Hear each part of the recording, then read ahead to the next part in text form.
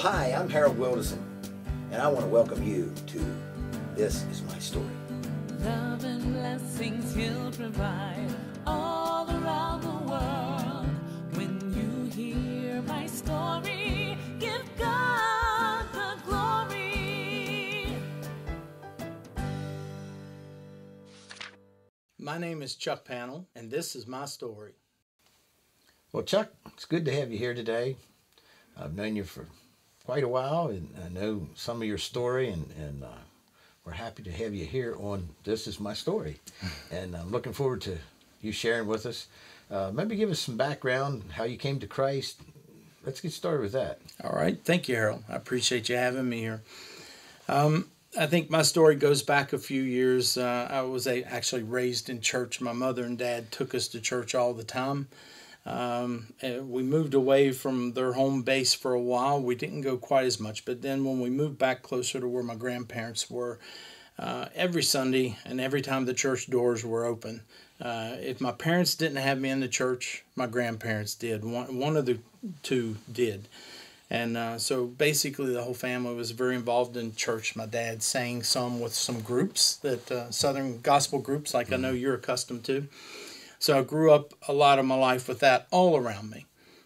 But was a kid going to church. And it kind of was that way until I was 12 years old. And at the age of 12, we had in the little Methodist church that I went to that my great-grandfather started in a small coal mining community in far southwestern Virginia.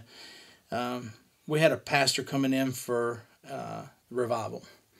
And had been to it a few nights, and it was just before my 13th birthday.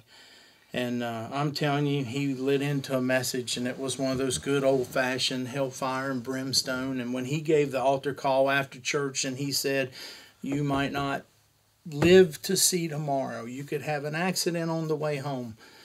So you need to come and know the Lord tonight." And I actually was scared to death. Something was going to happen to me. I felt the Lord tugging at my heart, so I went to the altar.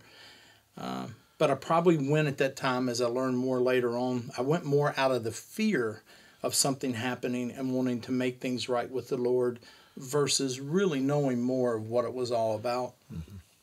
So several years passed from the age of 12, grew up a little more.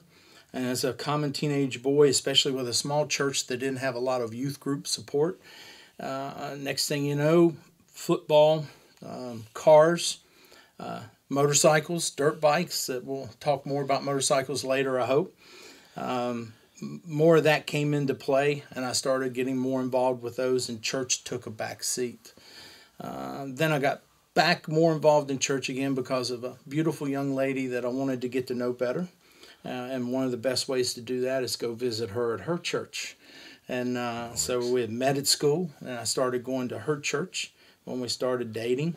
We ended up getting married about a year later. And, at that time I was young and I was foolish, and I thought I was on top of the world.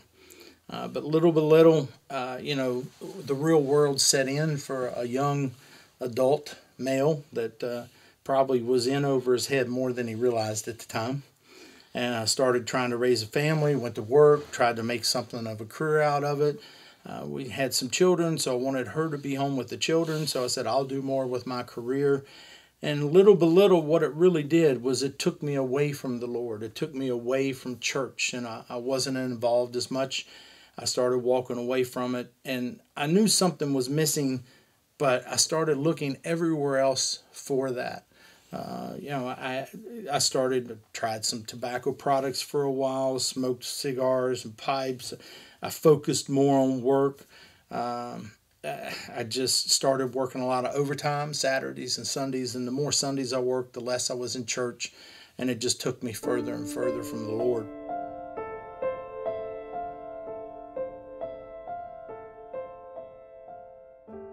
I ran into a person at work as I went through some different positions. Reggie Travis, and he means a lot to me. Reggie came to me one day in my cubicle and said, I would like to ask you a question. And I just flippantly said, well, ask and you shall receive. And I didn't even think anything about the biblical context of it, but he picked up on it. And he said, well, obviously you've been church some. And I said, well, I've been to church some, but it's been a long time, Reggie. I'm not active in church right now. And as a matter of fact, I could be about as far from it as I could get at that time. And he said, well, I'd like to talk to you some about it. So for about the next 9 months to a year, Reggie basically every day would go out of his way to say something to me. And a few times a week, it'd be a little more focused, a little more time. During lunch or during break, he would come by to talk to me about the Lord, to talk to me about the things the Lord would want me to do in the kingdom. And at that point, I felt like, you know what? I'm a sinner. I know it. And I wasn't ready to change. And I was like, Reggie, there's no way the Lord can use me. There's just, I've either mentally or physically broken probably every commandment there is in the Bible. So there's no way. Well, then he really got me because he started focusing, here's things that Moses did wrong. Here's things that David did wrong. And so he starts talking about all these heroes of the Bible that the Lord used in such a mighty way. And it really floored me. I'd never realized the story of Saul/Paul. I was like, here's a guy that put Christians to death at one time. And, most of the New Testament's written by the man. And he really pointed those things out to me. And little by little, it softened my heart in a big way. And so sitting at a cubicle at work, he came back one day, and all of a sudden the Lord just came over the two of us. And I said, Reggie, I got to know the Lord like you know him. And he had really focused on the love of the Lord and the sacrifice that Christ made for us on the cross, that his blood was shed for our sins. And why? Because he loves us. Mm-hmm. That's why. So this time it was so different. It was January of 1991. I still remember the day like no other day. I really feel I was born that day. Depending on your beliefs, some people would say that's a rededication, blah, blah, blah. The bottom line is that's when I really started to focus on Christ and started the process of turning my life over to Christ because of his love, because he loved us so much that he paid that price for us. I went home that afternoon. I told my wife about what had happened. And, of course, I'd been telling her some about Reggie talking to me. She and I prayed together, and it had been years since we had done that. We prayed together, and she says, I want to rededicate my life to the Lord too. And we did. We watched a televangelist that night and tried to reinforce it. And, that next Sunday, there was no decision. It was, we're going to get out and get to church because we want to go up forward and we want to make a public admission of our faults, of our sins, and that we're rededicating our life to the Lord. How did you get involved with missions, evangelism, and outreach? Well, it was kind of interesting. I mentioned Reggie a little bit ago, and after I rededicated my life, I got involved in the church and started going again. And it took a few years. I had to work on me first. I had to improve my relationship with the Lord. I needed to get to know the Lord better. I didn't want to walk down the path I'd been on during my season of sin, so to speak. So I focused on that, was in church for a while. Had went to a couple churches. I went to a church that my father had went to and my mother for a while before she passed away. But then my wife and I ended up one Sunday, was like, it's not our home church yet. We need to find that. And we left and we went actually to the church where we had gotten originally married in. And it just felt right to be back there. Going to church there, and between Reggie still talking to me, and we were a few years down the road, Reggie kept telling me, you came back to the Lord, you got saved, you rededicated. The reason is you have a testimony. And he said, you're now stepping into the mission field. There's someone out there that you can help based on the things you've went through at work, based on the things you've went through, problems financially, based on things you've went through raising a family, based on problems you may have had in your relationship. There's things that you have that you've went through that now, knowing the Lord, you can help someone else with what the Lord has put back into you. And I knew that was there, but I hadn't quite found my way with it yet. But when I went back to Highland Park Community, Brethren in Christ Church, there's where I met my spiritual mentor. through the men's fellowship group. I got involved in it, and Jim Palmer is just a wonderful man that took me under his wing and really helped me grow spiritually, him and the pastor at that church, to learn more about the Lord, to develop that relationship, and to start thinking about and praying about where is it that I was being led to help the Lord's work. And the key to it was Jim. It was interesting because he was involved with motorcycles. And so he was mentoring me spiritually and through the men's fellowship. And all of a sudden, my brother-in-law had a motorcycle, and I'd had them for years. But when I had kids, I sold them, and it's a very typical motorcyclist story. You get out of motorcycling a while, you focus on work, you focus on family, and later on you get a little older, you get the itch, you want to feel that wind in your face again, you want to feel the freedom of the road and on the motorcycle. And I was getting the itch a little bit, and my brother-in-law wanted me to store his bike in the winter, and he knew I had rode before, and he was like, you know, it wouldn't hurt to ride it every few weeks if you can when the weather's nice enough. Run it some. It's good for the battery, good for the seals. You know that, and, you know, with tractor equipment and stuff, and me too. And so I did, and well, that kind of got the urge going even more. And little by little, I focused, and I said, you know, we're doing some things. My son was getting through college, and my daughter was going to get married. And I said, you know what, I want to get a motorcycle. And I timed it just right. I redid a kitchen for my wife, and she was like, yeah, I think that'd be a good thing for you to do. Yeah. And I knew once I had her yes, I was going full speed. So I got a motorcycle, but part of it was because of Jim, the spiritual mentor. It wasn't just about riding a motorcycle. He used the motorcycle as a ministry tool. Mm-hmm. And I happened to think about places I'd went before when I was younger on a motorcycle, things that motorcyclists get into. No one's ministering to them at that time. And Jim was very involved in ministry. So little by little, I went through a process of getting a motorcycle again, getting riding again. And I started going in with what they were doing in the motorcyclist ministry, and also seeing what it was about. And I did a lot of research on, there's actually quite many motorcyclist ministries now. I did some research on one, but I ended up going with what Jim was in. Was kind of a natural fit, is the Christian Motorcyclist Association. Because it has such a good level of accountability and authority, very much like a proper New Testament setup for a church. You know, you have authority figures above you nationally, you have authority figures regionally, and then you have local chapters. But I just started going out on rides with them and seeing what they were doing in the motorcycling community. You know, because of old movies and everything else, people growing up in the 60s and 70s, a lot of people are a little bit afraid of how to approach motorcyclists, and they're people just like us, and the majority of them are either de-churched, as I like to call it, meaning they had some involvement in church in the past, just like I did, and something turned them against church, whether it was people, whether it was whatever in their life, something had unchurched them or de-churched them. And then there's a group that are unchurched, and especially younger bikers. You know, we've got some people that are older that know about Christ, but they're not following, or they did at one time and they fell away. But you also have a lot of younger kids, you know, they've had no exposure to it in school, they've had no exposure to it in their family, and they simply don't know anything about God. They don't know anything about Jesus Christ. And so who's reaching out to them? Because, you know, somebody comes into church like this, they're not always accepted.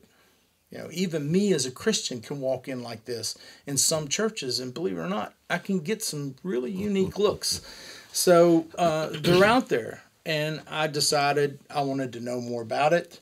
I went through ministry study, evangelism, and outreach training and preparation through the CMA. So I think it was a good learning experience.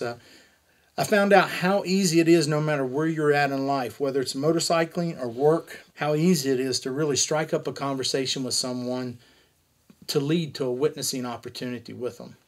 There's an acrostic in CMA, and it's called FORM, F-O-R-M. And if you're not sure and don't know someone real well, typically you can ask them first or foremost about family. And almost everybody's willing to talk about something within their family. If the family doesn't work, typically you can ask them about their occupation. Oh, and they're willing to talk about what they do for a living or whatever. And if that doesn't work, you can go to recreation or what do they do for fun. Now, in the motorcycling, it's kind of obvious. Typically, that's going to go to a conversation about their motorcycle or some ride you're doing or their own. So it's very easy to strike up a conversation. And then the other is the other is what other opportunity are there that, it can be other things for other people, but for motorcyclists, it's about the motorcycle. If you can't get them to talk about anything else, start talking to them about motorcycles. Yours, theirs, or one you both can see when you're at something together. And you can open up so many conversations, and it leads to so many opportunities. One of the foundations of the CMA is to change the world one heart at a time through an individual personal relationship with those people. It's very much based on earning the right to speak. So it's not just to go stand on a street corner and hand out pamphlets. The whole point is to go and serve. When you're wearing a cross and a Bible on your back, they're going to scrutinize anything and everything you do. And eventually that also helps them to see you are different. And they want to know what makes you different. What is it? And that's when you have the opportunity to share the love of the Lord and how He's changed your life. I mean, it's like when Reggie, when I told you my story a few minutes ago of rededicating my life, 3 days later, people noticed. The first way they noticed, my language. I kind of started working in a manufacturing facility, and I think people actually had a competition to see who could cuss worse than a sailor. And it kind of carried over. And 3 days later, people were coming to me. He's like, "What's different with you?" I was, "What do you mean?" This was in 1991. It's like, well, your language is totally different from what it was. You're not saying some of the same stuff you did here in the office. And I'm like, oh, you know what? You're right. And I didn't even realize it. I didn't have to think about suppressing it. The Lord had started that change in me right then and there. And that's something you can share with somebody, whether it's that or something else that you've picked up that's not quite right. So as Jim used to tell me, I used to tell him, I said, "Jim, people are in bad shape. I was in bad shape." And he said, the Lord made us fishers of men, but He didn't say nothing about cleaning them up. He said, "Get them in here. He's the one that will take care of cleaning them up." And I'm a living witness and testimony that He does that for us.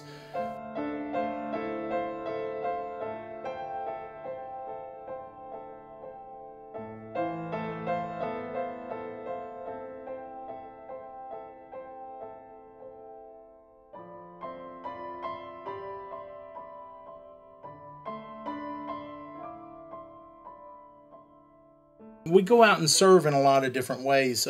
Motorcyclists, it's its own little culture, so to speak. I won't mention brands and things like that, but part of what they try to develop is and promote is not just riding, but it's that culture. But there's something in common. There's a danger because, I can count the time somebody will pull out in front of you. It's harder to see a motorcycle. So all of us that ride know every single ride we go on, we are taking a risk. And we're doing it for fun, or what most of the world does. And some of us, it's a combination of doing what we love, but also doing it to serve the Lord. I'll never forget, when I first got involved in it and finally got my motorcycle, I had a couple people with me, and I rode it home, and the very first thing I did is call Jim, my spiritual accountability partner and spiritual mentor. I called my pastor, and we did a bike blessing. And we wanted them to pray. I wanted them to pray and bless the bike. And part of what we do is we go to different activities and things that they're doing, whether it's a benefit ride or what they even call a poker run, or they're raising money for something, or other things, rallies, Myrtle Beach Bike Week, Daytona Bike Week. We go there and we hand out water. We'll set up canopies as a CMA. It's hot. It's in the summer. People are riding their bike. So we give away water. In the mornings when it's cool, we give away coffee, free water and free coffee. And water is really special to give away. We have some little ministry cups that talks about the water of life. So it leads to some really good opportunities to witness to them. But we don't just go do it right away. It's really letting them see you serve. For instance, I helped support some motorcycle drag races. Once I was in the CMA, it was in Petersburg, Virginia, and they were having drag racing. And I went there just to work it as a CMA member. They offered it. And we went there and we worked it. And I worked the pits, or not the pits, excuse me, the right before the burnout pit when they smoke the tires and get them heated up so they stick really good, you know. And I love stuff with wheels and motors, don't you? I do. So I worked that staging area leading into that all day long, and I was just so tired. But it was such a blessing just being there, seeing it, being a part of it. But what was really amazing is the next morning. The next morning, got there early, and because of working at it, we had access to anywhere in the pits, the garage areas that they were working on. So I start walking around, and of course I have the CMA vest on, and they, oh yeah, weren't you working the staging area yesterday? It's the serving. Mm-hmm. What they didn't notice that I tried to give them a track. What they noticed, I was there to help them. I was there to help them have good, clean fun that weekend, and I was a part of helping it. They saw that, and then next thing you know, they're coming over. Hey, come over here a minute. You're with the CMA. I'd like for you to come over here. Look at her bike. He said, you all have those blessing stickers, and here's a pro drag racer of a motorcycle. Mm-hmm. And they asked me to come into their pits and pray for their safety during the day, and to pray and bless their bike and the rider. And it's a wonderful opportunity that if I just would have been standing on the street corner trying to hand them a pamphlet or preaching about the end of times to come, they would have never took contact with me. But because I took the step to serve them first, that drew them closer to wanting to talk to me.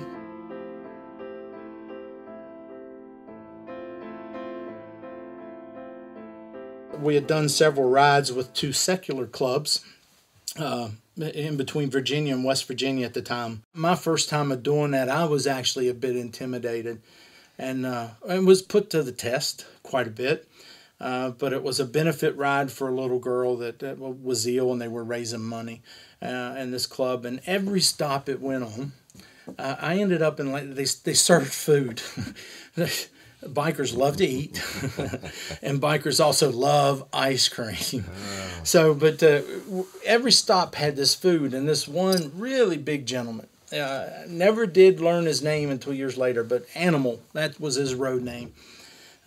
Animal seemed to be in front of me every one of those stops, and he was with a secular club, and he actually was, well, let's put it this way, he was well immersed in it, not only with a local club at that time, but also nationally with that organization.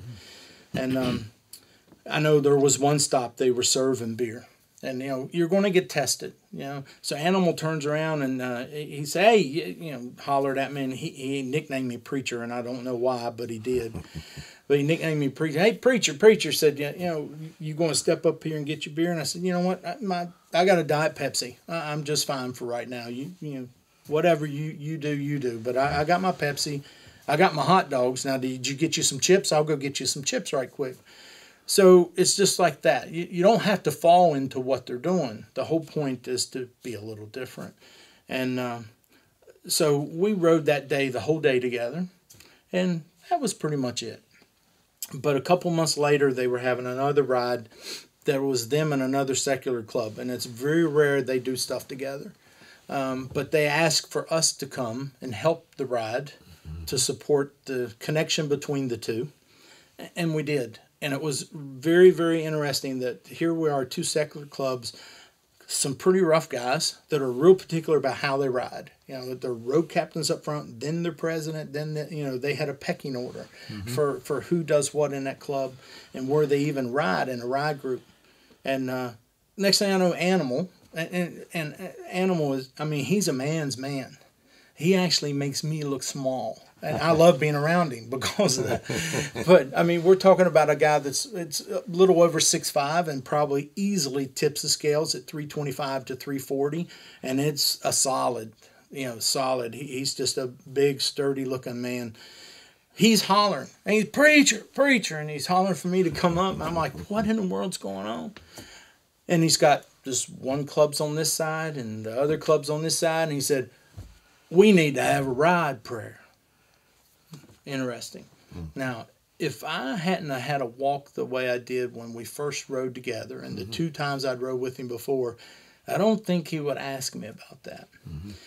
But that wasn't the most amazing thing. Is I did a ride prayer with him. There were several others, but he had actually seen me on the rides. He connected with me being on things and supporting them before, giving them coffee. There was one ride we actually got caught in snow, and their club president didn't have any gloves. And I actually gave him a real nice pair of leather gloves. I said, I'll get them from you the next time I see you. They remember those little things like that. Mm-hmm. So I did the ride blessing. We'd go on 2 or 3 stops. And next thing I know, we're in the middle of nowhere at this little convenience store. And the animal says, I want you to come with me. Okay. He starts walking behind the building. I'm like, wait a minute. I'm looking around. I'm a little concerned. But I said, you know what? I've talked to him before. And he asked me to do the ride prayer. I'm going to go with this. And we went behind that little convenience store, and he was checking. No one else around. He wanted to make sure none of his buddies saw it.